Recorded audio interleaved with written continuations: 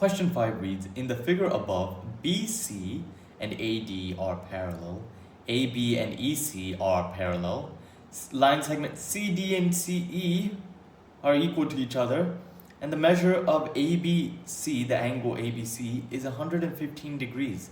What is the measure of BCD? We're trying to find right here, this angle right here. Well, to answer this question, you need to know a few of the properties of this structure right here, what we like to call a parallelogram. And the reason why we know it's a parallelogram is because of this information right here. Okay, and so it's very important that you read this, because also you need to note that the figure is not drawn to scale. Okay, so we read that and then we realize it's a parallelogram. And there are two properties that are important for a parallelogram. The first one is that consecutive angles, meaning this and this right here, and this one, angle C and angle E, well, C plus E should equal 180, and B, which we know is 115 degrees, plus A should equal 180 degrees. Okay, so degrees here. These two angles are supplementary, meaning that they sum to 180. And so that's a way we can find out the interior angles of the parallelogram. Well, if I know B is 115 degrees and A, well, is A, we don't know, and I know that they both have to sum to give 180, well, I can solve for A, right? A equals 180 minus 115 degrees, which is equal to 65 degrees. And so we know this angle already, 65 degrees. The other aspect of a parallelogram that you need to understand is that opposite angles are congruent. Opposite angles are congruent, meaning that angle A is going to be equal to angle C, and angle B is going to be equal to angle E. Okay, and so now we can fill in the rest of the interior angles. Well, this is going to be 115 degrees. I'm writing it on the outside because there's no space. And this is going to be 65 degrees. Okay? But what they're asking us for is right here, BCD, right? The angle BCD. So we're not there just yet, right? And to solve this and to do the final step, we need to pull in this information right here.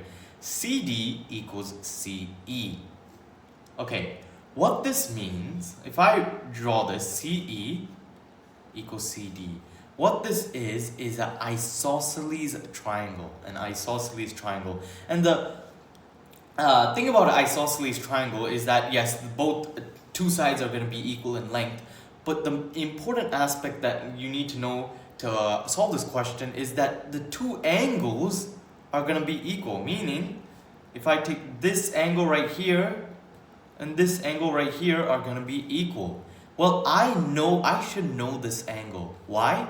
Because it is supplementary. Again, very important, supplementary with the 115 degrees. I know that 115 plus this guy right over here, I'm going to name it as B, okay? Or rather, I'm just going to put X, right? Plus X is equal to 180. And in the same way I solved for A, I can solve for X. X equals 180 minus 115 degrees, right? Equals 65 degrees. Again, X is 65 degrees. Okay, so if I redraw the triangle ECD,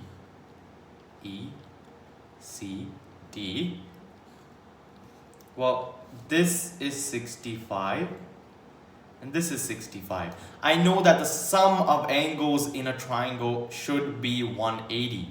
Okay, so if I rename this variable as y, this angle as y, well, I know that 65 plus y equals 180.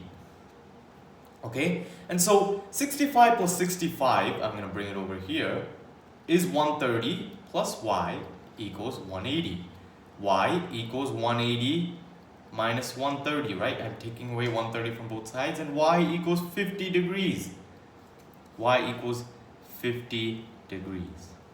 Okay, and so now I have enough information to solve this question, to do the final step, which is just simply adding angles C and angle Y, right? So 50 degrees. 65 plus 50 is, okay, so 65 degrees, final step.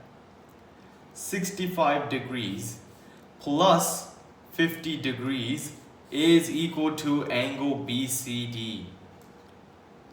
Angle BCD. 65 plus 50 degrees is 115 degrees. Okay, and so that's our answer, 115. And so B is the answer choice that matches